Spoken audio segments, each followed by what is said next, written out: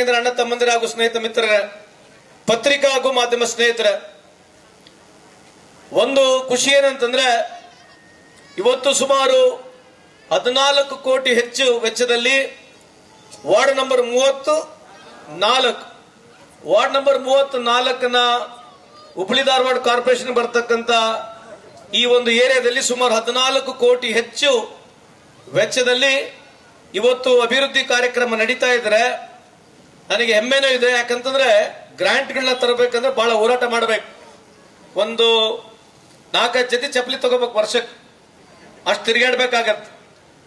ಅಷ್ಟೆಲ್ಲ ತಿರುಗಾಡಿ post to pole ಅಂತ ಹೇಳ್ತೀವಿ, ಎಲ್ಲಾ ಕಡೆ ತಿರುಗಾಡಿ ಎಲ್ಲಾ ಸಚಿವರ ಹತ್ರಗಳು ಹೋಗಿ, ಶಾಸಕರ ಹತ್ರ ಹೋಗಿ, ಸಂಸದರ ಹತ್ರ ಹೋಗಿ ಒದ್ದಾಡಿ ಇವತ್ತು 14 ಕೋಟಿ ವೆಚ್ಚದ ಇಲ್ಲಿ ಕಾಮಗಾರಿ ಆಗ್ತಿದ್ರೆ ಇವತ್ತು ಮಂಗಳಮ್ಮ ಗೌರಿ ಅವರ ಸುಪುತ್ರ ಆಗಿರತಕ್ಕಂಥ ನಾಗರಾಜ್ ಗೌರಿ ಅವರ ಬಹಳ ದೊಡ್ಡ ಪಾತ್ರ ಇದೆ ಅಂತ ಈ ಸಂದರ್ಭಕ್ಕೆ ಹೇಳಲಿಕ್ಕೆ ಬಯಸ್ತೇನೆ. ಇವತ್ತು ನಾಗರಾಜ್ ಗೌರಿ ಅವರು ಹುಟ್ಟು ಹೋರಾಟಗಾರನೇ, ನಮ್ಮ ಪಕ್ಷದ ಒಬ್ಬ ಕಾರ್ಯಕರ್ತನಾಗಿ ಅಲ್ಲಿಂದ ಪ್ರಾರಂಭ ಮಾಡಿ ಯುವ ಕಾಂಗ್ರೆಸ್ನಲ್ಲಿ ಗುರುತಿಸಿಕೊಂಡು ಇವತ್ತು ಜನರಲ್ ಸೆಕ್ರೆಟರಿ ವರೆಗೆ ಬೆಳೆದಿದ್ದಾರೆ. ಈ ವಾರ್ಡ್ನಲ್ಲಿ ಅವರವ್ರ ತಾಯಿಗೆ ನೀವೆಲ್ಲ ಆಶೀರ್ವಾದ ಮಾಡಿ ಇವತ್ತು ಕಾರ್ಪೊರೇಟರ್ ಮಾಡಿದ್ದೀರಿ. ನಮ್ಮ ದೀಪಾ ಗೌರಿ ಕೂಡ ನಮ್ಮ ಪಕ್ಷದ ಮಹಿಳಾ ಘಟಕದ ಅಧ್ಯಕ್ಷರಾಗಿ ಈಗ ಜನರಲ್ ಸೆಕ್ರೆಟರಿ ಆಗಿದ್ದಾರೆ. ನಮ್ಮ ಪಕ್ಷಕ್ಕೆ ಶ್ರದ್ಧೆಯಿಂದ ಪ್ರಾಮಾಣಿಕವಾಗಿ ಪಕ್ಷ ಕಟ್ಟದ ಸಂಘಟನೆ ಜೊತೆಗೆ ಜನರ ಪರವಾಗಿ, ಸಾಮಾನ್ಯರ ಪರವಾಗಿ ಯಾವುದೇ ಕಷ್ಟ ಬಂದ ಸಂದರ್ಭದಲ್ಲಿ ಅವರಿಬ್ಬರು ತಾಯಿ ಸೊಸೆ ಮಗ ಅಥವಾ ಅತ್ತೆ ಸೊಸೆ ಮಗ ಮೂವರು ಪ್ರಾಮಾಣಿಕವಾಗಿ ದಿನ ಬೆಳಿಗ್ಗೆ ಎದ್ರೆ ಜನರ ಸೇವೆಯನ್ನು ಮಾಡ್ತಾ ಇದ್ದಾರೆ. ಅದಕ್ಕೆ ನಿಮ್ಮೆಲ್ಲರ ಪರವಾಗಿ ನಾನು ಅವರಿಗೆ ಅಭಿನಂದನೆ ಸಲ್ಲಿಸಲಿಕ್ಕೆ ಇಚ್ಛೆ ಬಯಸ್ತೇನೆ. ಯಾಕಂದ್ರೆ ಸಾರ್ವಜನಿಕರ ಜೀವನದಲ್ಲಿ ಬಹಳ ಈಸಿ. ರಾಜಕಾರಣ ಅಂತಂದ್ರೆ ಏನು, ಜನ ಹೆಂಗ್ ಬೇಕಿದಂಗೆ ಹೋಗ್ತಾರೆ ಬರ್ತಾರೆ, ಅಥವಾ ರಾಜಕಾರಣಿಗಳು ಬಹಳ ಸುಲಭವಾಗಿ ಏನು ಜೀವನ ಇರೋದಿಲ್ಲ.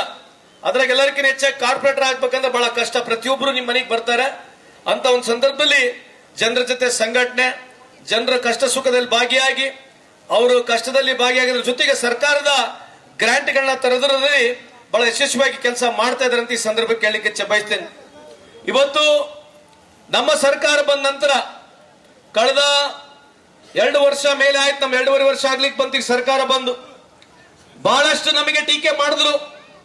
ಗ್ಯಾರಂಟಿಗಳು ಕೊಟ್ಟುಬಿಟ್ರೆ ಸರ್ಕಾರದ ಬೊಕ್ಕಸ್ ಖಾಲಿ ಆಗತ್ತಂತ ಹೇಳಿ ಏನು ಪ್ರಧಾನಮಂತ್ರಿ ನರೇಂದ್ರ ಮೋದಿ ಸಾಹೇಬರು ಕರ್ಕೊಂಡ್ಬಂದು ಭಾಷಣ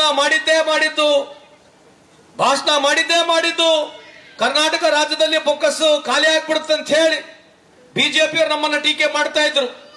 ಪತ್ರಿಕಾ ಮಾಧ್ಯಮ ಸ್ನೇಹಿತರು ಇಲ್ಲೇ ಇದೀರಿ. ಇವತ್ತು ಸನ್ಮಾನ್ಯ ಪ್ರಧಾನಮಂತ್ರಿ ಅವರು ಬಿಹಾರ್ನಲ್ಲಿ ಹೋಗಿ 7,500 ಕೋಟಿ ಇವತ್ತು ಹೆಣ್ಮಕ್ಳಿಗೆ ಕಾರ್ಯಕ್ರಮಕ್ಕೆ ಕೊಡ್ತಾ ಇದಾರಲ್ಲ, ಇದು ಯಾವ ಧರ್ಮ ಇದು? ನೀವ್ ಹೇಳಿದ್ರಿ ಕಳೆದ 10 ವರ್ಷದಿಂದ ಬಿಹಾರಿಗೆ ನಾವು 1.5 ಲಕ್ಷ ಕೋಟಿ ಕೊಡ್ತೇನೆ ಅಂತ ಹೇಳಿ ಹರಾಜಿಗೆ ಹಾಕಿದ್ರು. ಬಿಹಾರ್ನಲ್ಲಿ ಹೋಗಿ ಈ ಹರಾಜಕತೆಯಲ್ಲಿ ಕೂಗ್ತಾರಲ್ಲ, बोलो आपको कितना पैसा चाहिए, 50,000 चाहिए, 60,000 चाहिए, 70,000 चाहिए, 80,000 चाहिए, 90,000 चाहिए, 1,00,000 चाहिए ಅಂತ ಹೇಳಿ 1,00,000 ಕರೋಡ್ ಬೋಲಿ ಕೊಡ್ತಾ ಹೋದ್ರು. ಯಾರು? ಮೋದಿ ಸಾಹೇಬ್ರು.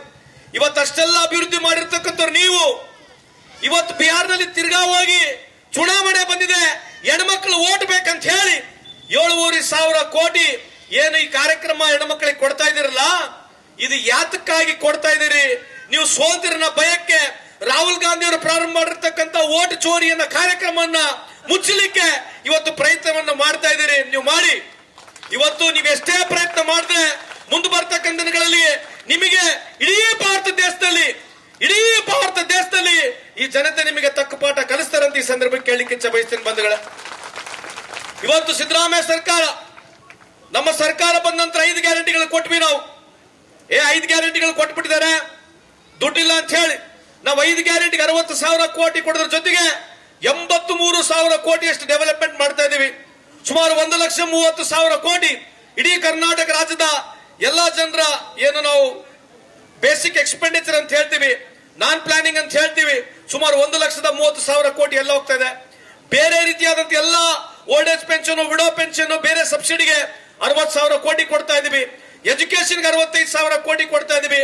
ಒಟ್ಟಾರೆ ಸುಮಾರು 4,09,000 ಬಜೆಟ್ ನಲ್ಲಿ ಇವತ್ತು ಇಡೀ ಭಾರತ ದೇಶದಲ್ಲಿ ವಿಶೇಷವಾಗಿ ಗ್ಯಾರಂಟಿ ಮುಖಾಂತರ ವರ್ಷಕ್ಕೆ 60,000 ಕೋಟಿ ನೇರವಾಗಿ ಡಿಬಿಟಿ ಮುಖಾಂತರ ಬಡತನಕ್ಕೆ ಕೊಡ್ತಕ್ಕಂಥ ಕಾರ್ಯಕ್ರಮ ಭಾರತ ದೇಶದಲ್ಲಿ ಯಾವುದೇ ಸರ್ಕಾರ ಮಾಡ್ತಿದೆ, ಕಾಂಗ್ರೆಸ್ ಸರ್ಕಾರ, ಸನ್ಮಾನ್ಯ ಸಿದ್ದರಾಮಯ್ಯ ಸರ್ಕಾರ ಅಂತ ಈ ಸಂದರ್ಭಕ್ಕೆ ಹೇಳಲಿಕ್ಕೆ ಬಯಸ್ತೇನೆ.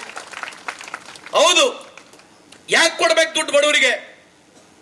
ಯಾಕೆ ಕೊಡ್ಬೇಕಂತಂದ್ರೆ ಇವತ್ತು ಪತ್ರಿಕಾ ಮಾಧ್ಯಮದವ್ರು ತಾವು ಇಳಿದಿರಿ, ಇವತ್ತು ಕೇಳಿ ನೋಡಿ ಭಾರತ ದೇಶದ ಇತಿಹಾಸವನ್ನು ತೆಗೆದು ನೋಡಿದ್ರೆ ಬಿಜೆಪಿ ಅವರು ಬಡ್ಕೊಳ್ತಾ ಇದ್ದಾರೆ. 4 ಟ್ರಿಲಿಯನ್ ಡಾಲರ್ ಎಕಾನಮಿ ಆಗಿದೆ ಅಂತ ಹೇಳಿ. They are claiming that we have reached $4 trillion economy. ನಾವು 4ನೇ ಸ್ಥಾನದಲ್ಲಿ ಬಂದಿದ್ದೀವಿ, 3ನೇ ಸ್ಥಾನದಲ್ಲಿ ಬಂದೀವಿ ಅಂತ ಹೇಳ್ತಿದ್ದಾರೆ. ನಾಚಿಕೆ ಆಗ್ಬೇಕು ಬಿಜೆಪಿ ಅವರಿಗೆ. ಯಾಕಂತಂದ್ರೆ ಯಾರೇ ಈ ದೇಶದ ಪ್ರಧಾನಮಂತ್ರಿ ಇದ್ರೆ, ನಿಮ್ಮ ತಾತನೋ ನಮ್ಮ ತಾತನೋ ಯಾರ ಮುತ್ತಾತನೋ ಇದ್ರು ಕೂಡ $4 ಟ್ರಿಲಿಯನ್ ಎಕಾನಮಿ ಈಸಿಯಾಗಿ ಆಗ್ತಾ ಇತ್ತು.